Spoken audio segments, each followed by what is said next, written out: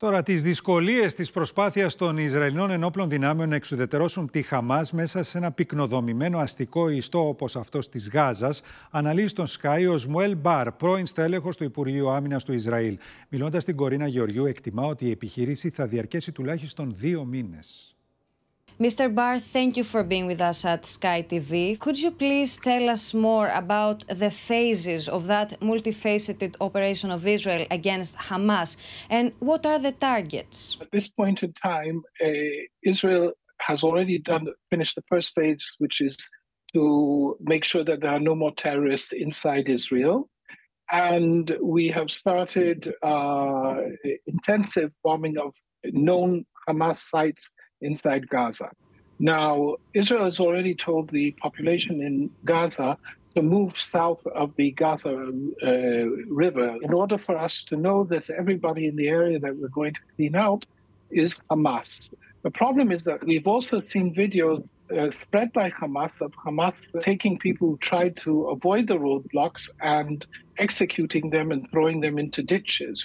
So Hamas is spreading this in order to deter people from trying to flee, and basically to keep them as human shields when we're sure that the area is more or less without the main population, to go in there with a land operation. The goal of the operation is to destroy the Hamas infrastructure and military capability. But can Hamas be actually exterminated for good, in your opinion? I think that the Israeli goal today is to eliminate Hamas as a political military entity and to find a way to transfer the Gaza area to a responsible government, be it the Palestinian Authority or the Palestinian Authority along with some sort of international body or European body or something.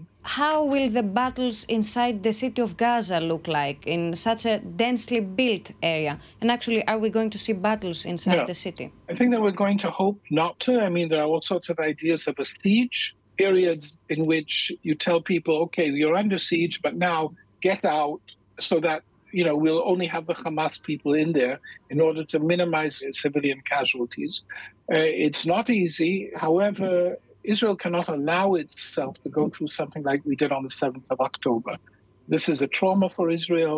How dangerous do you think it will be for the Israeli soldiers, these battles inside Gaza? Very dangerous, especially if we have to go into tunnels. And you see, you have what you say, upper Gaza and lower Gaza. They built an underground city of Gaza with tunnels and bunkers, etc. And this is what we're going to have to cope with. We're going to have to destroy those places. We have ways of discovering them.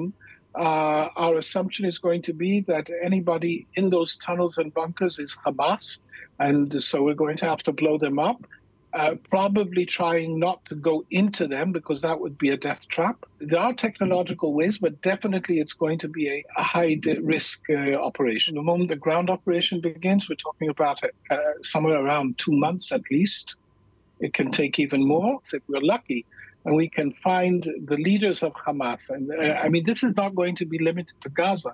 The leaders of Hamas are in Ankara, in Qatar, in Iran, and we're going to have to deal with them.